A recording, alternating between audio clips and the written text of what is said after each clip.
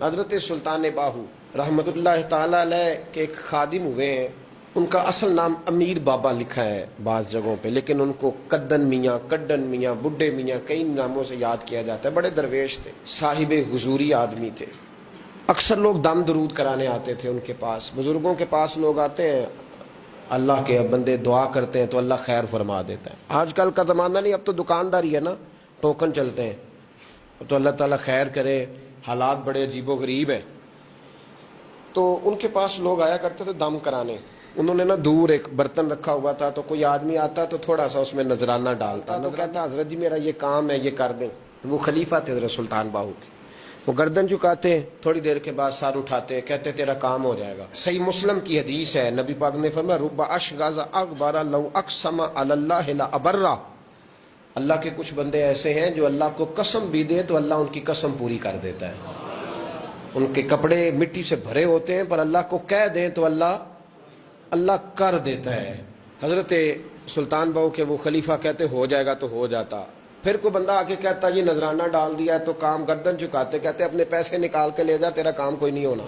ایک دفعہ کچھ سید زادیاں آ گئیں، انہوں نے آ کے نا اس زمانے میں 100 روپیہ، سمجھ لیں کہ آج کا 1,00,000 روپیہ بابا جی کے نذرانے والے گلے میں ڈالا اور آ کے کہا کہ بابا ہمارے نا ایک بچے کو سزائے موت ہو گئی اور حلفاً بتاتے ہیں کہ ناجائز پھانسی کا حکم ہوا ہے، تو تیری رب رسول کی بارگاہ تک رسائی ہے، مہربانی کر، سیدوں کا بچہ ہے، مہربانی کر۔ بابا جی نے گردن چکائی اور کہا اپنا 100 روپیہ نکال کے لے جاؤ، مشکل ہے بچہ بچے تو میں کچھ نہیں کر سکتا۔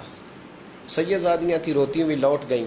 بچے کی نانی زندہ تھی، ان کو جا کے بتایا تو وہ رونے لگ گئیں، کہنے لگی تمہیں بات نہیں کرنی آئی، اللہ کے بندے بڑے نرم دل ہوتے ہیں، تمہیں منانا نہیں آیا، ورنہ یہ ہو سکتا تھا۔ میں جاتی ہوں۔ وہ آئی، 100 روپیہ ڈالا اور بابا جی امیر صاحب کے پاس بیٹھ کے کہنے لگی بابا بات یہ ہے کہ ہم سید ہیں، ہے سارا ہمارے گھرانے کا، پر چلو آج تک رسائی تیری ہے، آج کل تیرے تعلقات مضبوط ہیں تو مہربانی کر، کوئی غلط بات نہیں، بچے کو پھانسی غلط ہو رہی، مہربانی کر۔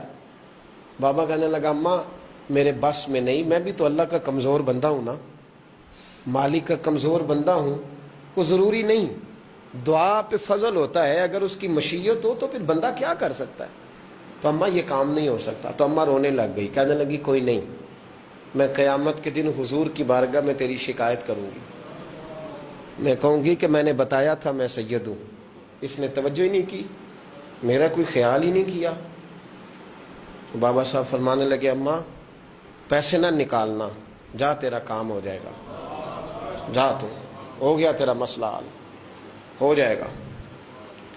وہ آپ پیسے رکھتے تھے تو سال کے بعد، 6 مہینے کے بعد، مہینے کے بعد جا کے حضرت سلطان باہو کو دے کے آیا کرتے، وہ وہاں لنگر میں یا کسی جگہ خرچ کرتے تھے۔ جس دن اس بچے کی پھانسی کا وقت تھا نا، تو وہ بابا جی حضرت سلطان باہو کے پاس چلے گئے۔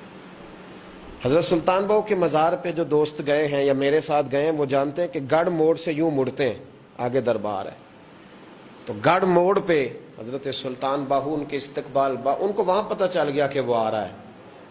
آئے دروازے گڑھ موڑ تک، مرید ساتھ تھے، تو حضرت سلطان باہو کہنے لگے یار تو نے اچھا نہیں کیا، اپنے خلیفے تو نے اچھا نہیں۔ کہنے لگے حضور چارہ کوئی نہیں تھا، سید زادیاں آ گئی تھیں، حضور کا خاندان تھا، میں کیا کرتا۔ مرید کہتے ہمیں سمجھ نہیں آ رہی کہ یہ کیا ہو رہا ہے۔ کہنے لگے مجبوری تھی، کیا کرتا، کدھر جاتا، حضور کا خاندان تھا۔ کہا تو نے اچھا نہیں، کہتے ہمیں نہیں سمجھ آ رہی کہ تو نے اچھا نہیں کیا، وہ کہتے ہیں حضور کا خاندان تھا، اس کا معنی کیا ہے۔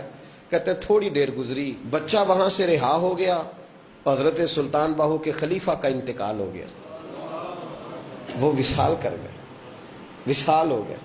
آپ نے جنازہ پڑھایا، دفن کیا، تو غلام کہنے لگے حضور یہ ماجرا کیا ہے۔ آپ فرمانے لگے اس نے اللہ کے حضور دعا کی تھی کہ مولا جناب اسرائیل نے اس دن کسی نہ کسی کی روح لینے جانا ہے نا، تو میری لے جائے۔ اب سیدزادیاں دروازے پہ آ گئی ہیں، تو سادات کو تو خالی نہیں نہ بھیجا جا سکتا، مصطفیٰ کا خاندان ہے، حضور میری روح لے جائی جائے اور اس سیدزادے کو چھوڑ دیا جائے۔ فرمایا اس نے اللہ کے حضور قربانی دے کے وَفَدَيْنَاهُ بِذِبْحٍ عَظِيمٍ، جس طرح حضرت اسماعیل کے لیے مینڈا آ گیا تھا تو ان کی جگہ ان کی روح کو قبول کر لیا گیا۔